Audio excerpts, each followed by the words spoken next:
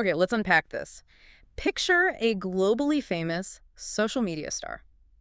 I mean, really famous. Yeah. We're talking over 2 million Instagram followers, making millions from platforms like OnlyFans, living a life that looks, from the outside, absolutely perfect. The dream life, supposedly. Exactly. Blonde, beautiful, seemingly at the absolute peak of her game. But then, April 3rd, 2022, that meticulously curated world just completely collapses. Her boyfriend is dead. And that's the story we're diving into today. Yeah. This is a deep dive into the case of Courtney Clenney and Christian Obumseli. Our source material for this is a detailed YouTube transcript that really examines the events leading up to Christian's death and, well, everything that has unfolded since. Right. Our mission here is to sort of guide you through the complexities of their relationship, Yeah. using the material, and look at the evidence it presents to understand what happened, or at least what that evidence suggests. And this whole tragic story unfolds in Miami, Florida, the Magic City. Yeah, famous place. Famous for the sun, the beaches, the nonstop energy. It's a place that feels incredibly vibrant, alive, home to about, 500,000 people? Around that. Yeah. But it was there, in this beautiful, bustling city, that their deeply troubled story reached its violent and tragic end. Let's start with the individuals themselves, just based on how the material introduces them. Yeah. Courtney Clenney, she was born in Texas, April 1996. Okay. She reportedly came from a financially comfortable background. Her father's a financial advisor. Growing up, she was involved in sports, arts, eventually became a qualified personal trainer. But she ultimately dropped out of college to focus on building her brand. Social media and fitness. Exactly. Social media fitness content. And that brand exploded. The material really highlights her rapid rise, Instagram, YouTube, features in Playboy, collaborations, but especially OnlyFans. That seems to be the big one. Oh, yeah. This wasn't just like a little extra income. The documentation shows she was making serious money. Incredibly fast. Over $1 million on OnlyFans in 2020 alone. Another $1.8 million in 2021. So that's over $3 million total from just that one platform in less than 3 years. The picture painted is this blonde bombshell at the very top of her game. Mm-hmm. Then there's Christian Obumseli, known as Toby to his friends and family. He was born in Texas, April 1994. Like Courtney, he was athletic, basketball, football. Okay.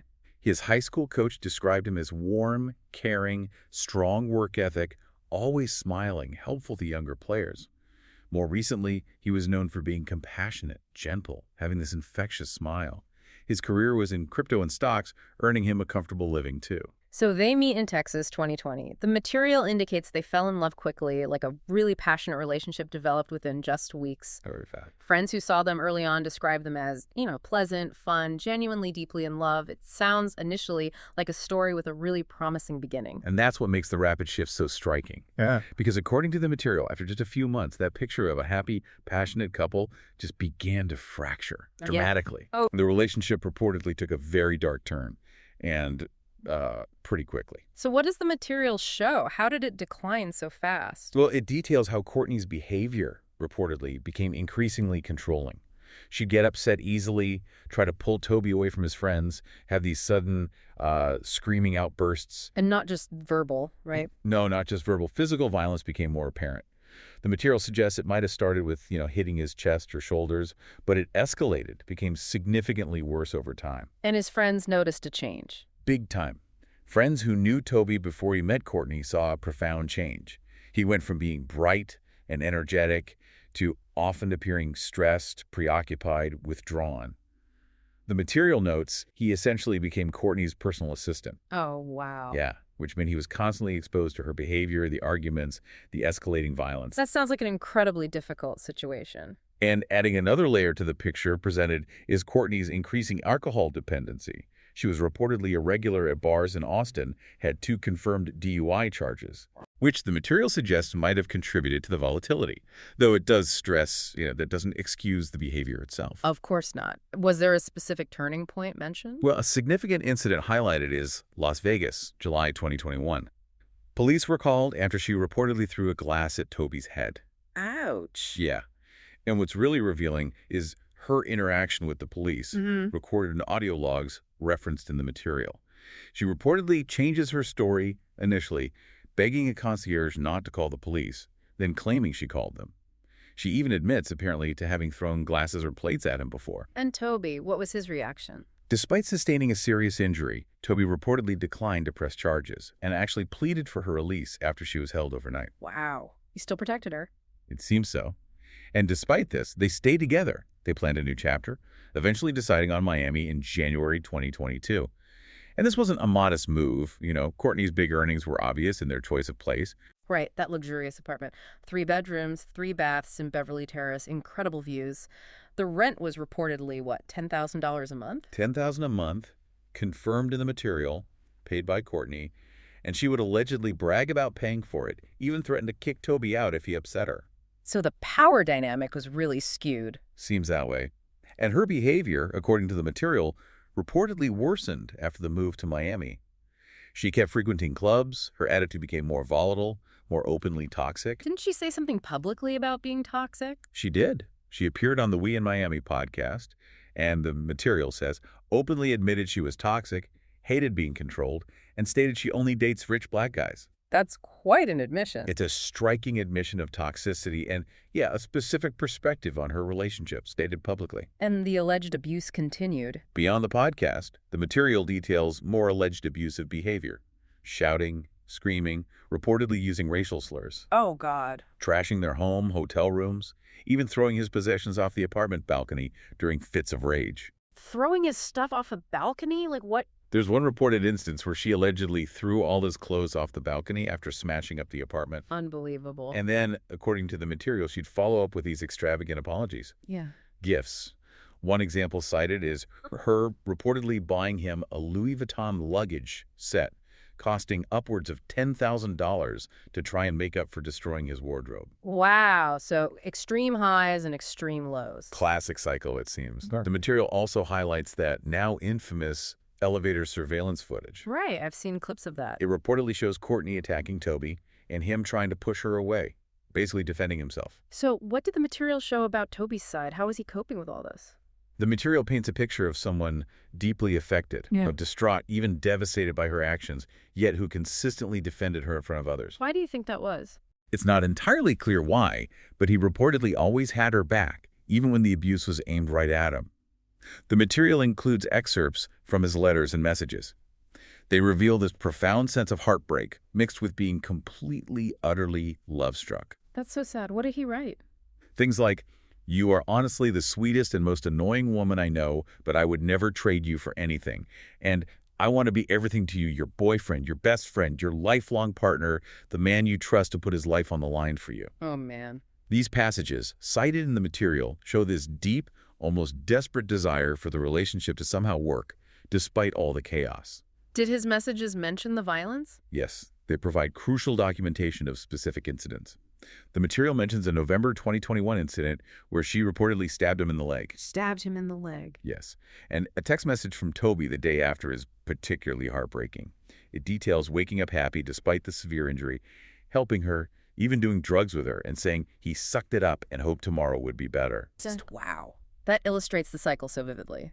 His denial or maybe just hope. Exactly. And another text from March 2022, just weeks before his death, is incredibly poignant. "Is love gonna kill me?" Chilling. In this text, cited in the material, he details being cheated on, called slurs, slapped on stitches that wouldn't heal, kicked out. It really hammers home the intense, abusive reality behind that public image. So things were clearly spiraling downward fast. Very fast. The material notes they'd ended and restarted the relationship multiple times. By March 2022, they reportedly reached a breaking point.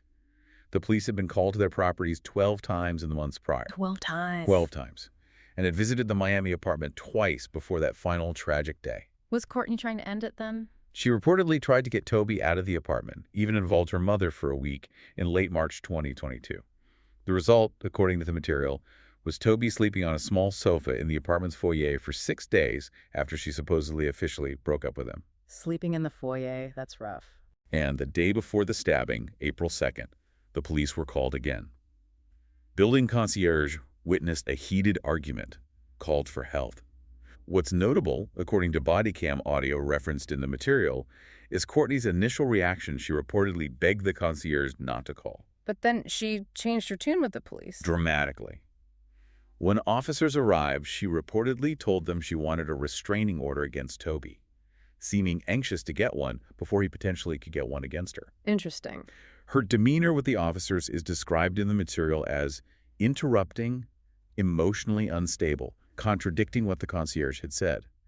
The officers explained that because he lived there, he couldn't just be removed. So even the police and neighbors saw it was toxic. Absolutely. The material notes that both police and neighbors could see the toxicity and felt the relationship should end. And tragically, just one day later, it did, in the worst way possible. April 3rd, 2022. So walk us through that day, according to Courtney's account in the material. Okay, so according to her, they had reportedly made peace after the previous night's argument. The day started amicably. Toby left for a walk around 1:15 p.m.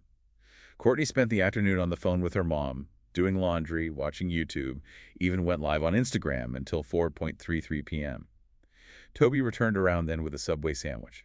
Okay, sounds normal enough so far. What sparked the argument? The material details that the argument that allegedly followed started because Toby had stopped sharing his live location with her. He eventually reshared it, but she reportedly refused to share hers back. And this leads to her claim of self-defense. This is where her claim comes in, as recounted in the material. She claims Toby then grabbed her by the neck, pushed her to the floor. He allegedly grew angrier, charged at her. She reportedly grabbed a kitchen knife, yelled, "Don't come any closer," and this is key claim, she threw the knife at him from about 10 feet away. Threw it from 10 feet. That's her claim. But her actions immediately after are particularly scrutinized in the material. Instead of calling 911 right away, she reportedly called her mother for 13 minutes before finally calling emergency services. 13 minutes while he's presumably bleeding. That's what the material indicates. And that 911 call, it's described as chaotic. You can hear her screaming, giving the address. But the material highlights a crucial, harrowing detail. Christian's voice is reportedly audible in the background. What does he say? Saying he can't feel his arm and that he's going to die. Oh my God, that's horrifying. Police and paramedics arrived quickly. The scene they found was horrific. Christian bleeding profusely in Courtney's arms. But the material notes significant blood evidence in multiple reams, kitchen island, master bedroom, bathroom, living room, suggesting he'd been bleeding for some time before they got there. And Courtney, what was she doing? She was ordered to sit outside. The material describes her as covered in blood, bizarrely kissing her dogs. Toby was rushed to the hospital. Courtney was taken for questioning voluntarily, no attorney, for over 4 hours. How did that interview go? The material describes it as rambling, agitated. Her saying it was such a blur.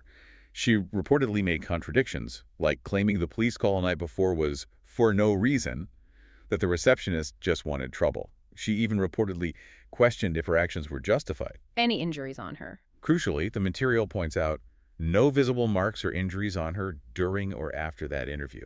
And Christian. Tragically, he didn't survive. Died at the hospital about 2 hours after Courtney's interview started. Stab wound to the chest. And the initial police conclusion. This is where the initial investigation sparked significant debate, as highlighted in the material. Investigators initially determined it was a domestic dispute, self-defense, and she was released. Released? How quickly? Within 24 hours of the incident. This decision led to a lot of public discussion, questions about privilege. I can imagine. What did she do right after being released? The material details she was voluntarily admitted under Florida's Baker Act, that's for temporary mental health evaluation, but released in less than 2 days. Then reportedly seen drinking with her dad and brother. And then she fled Miami, went back to Texas. And her finances. You mentioned her earnings. Her spending after Christian's death is also noted. June 2022, just 2 months later, she reportedly bought a $1.4 million home in Texas. Wow. Also reportedly wired $1.2 million into her father's account, supposedly for safeguarding. The material also mentions she was admitted to rehab for substance abuse and PTSD. But Christian's family wasn't letting this go. No. They hired a lawyer, started a GoFundMe for his funeral. The fight for justice was beginning. And the evidence kept coming out. Exactly. The evidence mounted. August 10th, 2022, Courtney was arrested, charged with second-degree murder. The prosecution said the delay was necessary to gather enough evidence, and according to the material, they compiled a significant amount. Okay, let's tick through some of that evidence presented in the material. First, that elevator surveillance footage we mentioned, reportedly showing Courtney as the aggressor. Second, Toby's extensive documentation, his letters, those secret recordings where you can reportedly hear Courtney yelling, using racial abuse, telling him to shut up when he mentioned she hit him. Yeah, and over 12,000 text messages between them. The sheer volume is telling. Absolutely. Then there's the previous domestic battery charge in Las Vegas, 2021. Right. And the material also mentions reports of prior alleged abusive incidents with other partners, including reportedly stabbing a previous partner and breaking the jaw of a bodybuilder back in 2017. So a pattern, potentially? That's what the prosecution seemed to suggest. Plus, testimony from mutual friends reportedly saying Courtney was the aggressor, Toby the peacemaker. But maybe the most crucial piece highlighted is the medical examiner's report. What did that find? This counters her through the knife claim, right? Directly contradicts it, according to the material. The depth of the stab wound, 8 centimeters, or 3 inches, was found to be inconsistent with a thrown knife from 10 feet away. So what was it consistent with? The report reportedly concluded the injury was consistent with an intentional downward thrust into Christian's chest. An intentional downward thrust, that's damning. And the material points out a heartbreaking detail here. The wound was just inches above a tattoo Christian had on his chest of Courtney's name. Oh, that's awful. Just awful. As the case moved through the legal system, the defense reportedly tried to block some evidence, like those secret recordings, but the motions were denied. And she requested bond. Yes, but the judge reportedly denied it, cited a substantial probability based on the evidence that she committed the offense, and noted her significant wealth and access to funds made her a serious flight risk. Ordered her to remain in detention. What's the potential sentence if she's convicted? Second-degree murder in Florida. Where? Potential sentence is life. Minimum 16 years, 9 months. So the material ends with an analysis drawing from all these facts. Yeah, it does. From the perspective of the analysis and the material, the relationship was just undeniably highly toxic, tumultuous, and looking back, should have ended much, much sooner for both their sakes. It's pretty clear. The analysis suggests Courtney's behavior, her documented actions, the alleged inconsistencies in her statements. They point to a lack of accountability, make her version of events hard to believe. And the material reviewed reportedly found little evidence that Toby was abusive. Instead, based on the documentation, he appeared gentle, forgiving. Christian Ogumseli, just 27 years old. The analysis describes him as having a bright future. Tragically lost that evening. His emotional nature, that deep love for Courtney, his resilience. It's reportedly clear from his messages, friends' accounts cited in the material. This case, as presented in the source material, it really forces you to confront some uncomfortable truths, doesn't it? About toxic relationships, about the masks people wear. Exactly. When you consider that stark contrast, the globally famous social media star, immense wealth, the seemingly perfect life online, versus the private reality of alleged violence, control, desperation revealed by all this documentation, the evidence in the material, what does that tell us? What does it tell us about how well we can truly know the relationships happening behind closed doors? Even now, in this age where everything seems so public on social media, it's a chilling thought that really lingers long after you unpack this whole story.